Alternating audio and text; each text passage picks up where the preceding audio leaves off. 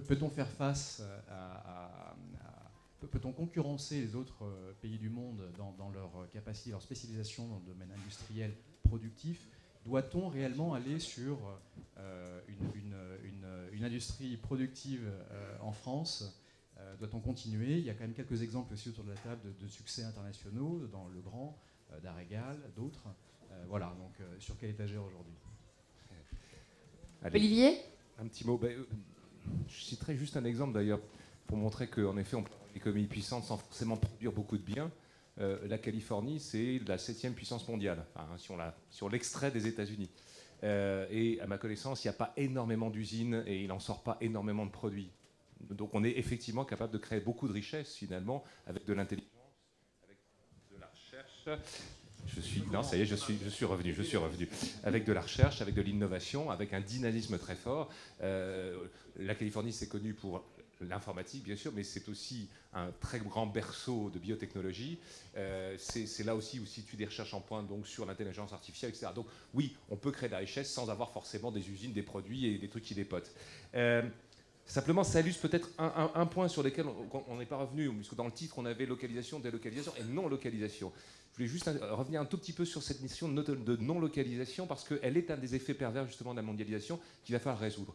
Par non-localisation, j'entends le fait que aujourd'hui, les profits ont tendance à ne plus être localisés, ou plus exactement à se localiser là où les taxes sont les moins élevées. Ça, c'est un vrai sujet. Ça a été d'ailleurs évoqué lors des derniers G20. Il y a un gros travail de l'OCDE qui a été fait ces derniers mois sur cette notion de diminution de la base taxable, parce que les entreprises comme Google, comme Amazon, comme elles ont été citées, et d'autres, réussissent à localiser leurs profits là où il n'y a pas d'impôt. Donc ça, c'est un challenge pour la mondialisation. Le deuxième challenge, c'est le fait que cette migration vers une économie de la connaissance, où il y a moins de produits et plus d'intelligence, elle s'adresse évidemment à une élite bien formée, qui elle est elle aussi non localisée. C'est-à-dire que ces jeunes gens qui sont là, mes élèves, demain ils sont capables d'aller travailler à Shanghai, à São Paulo, n'importe où, ça ne les dérange absolument pas, ils sont tout à fait adaptés à cet environnement. C'est moins facile pour ceux qui sont moins qualifiés et qui sont d'une certaine façon attachés à un territoire. Et c'est vrai que dans les conditions d'opérabilité des théories de Ricardo, il y a la question de la mobilité. Et c'est ce qu'on voit d'ailleurs quand on compare les États-Unis et l'Europe, c'est qu'aux États-Unis, finalement, les mobilités internes, les gens déménagent, ils peuvent quitter un État pour aller vivre dans un autre État pour trouver un emploi. C'est difficilement le cas en France, ne serait-ce qu'à cause des barrières linguistiques. Et puis, en fait, dernier élément de cette non-localisation, ce sont évidemment les capitaux qui bougent eux aussi très vite, qui ne connaissent pas les frontières. Et ce n'est pas forcément une mauvaise chose en soi, simplement leur masse et la rapidité avec laquelle ils bougent peuvent créer des désordres. On a évoqué cet été le fait qu'il y a eu des sorties de capitaux importantes d'un certain nombre de pays émergents. Je ne pense pas que ça va créer une grosse crise cette fois-ci, mais dans le passé, ça en a créé. Donc ces afflux ou ces reflux de capitaux qui sont donc non localisés peuvent être en effet un des problèmes qu'il faudra résoudre. Voilà. Xavier de Froment. Oui. Juste un mot. Très vite maintenant, parce que j'ai prendre une dernière question et dans 7 minutes, on parle beaucoup de l'effet de sablier, c'est-à-dire qu'il y a des produits de masse les moins chers possibles, low cost, et des produits sur lesquels il y a de plus en plus de valeur ajoutée, de marques, etc.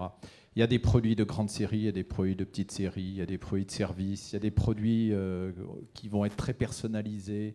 Bon. Et en fait, la production doit se segmenter de la même façon que l'ensemble des produits et des services dans lesquels il y a une segmentation énorme. On ne parle pas beaucoup de segmentation de la production, et il y a une segmentation de la production, c'est-à-dire qu'on ne peut pas tout faire en France, on ne peut pas tout faire localement.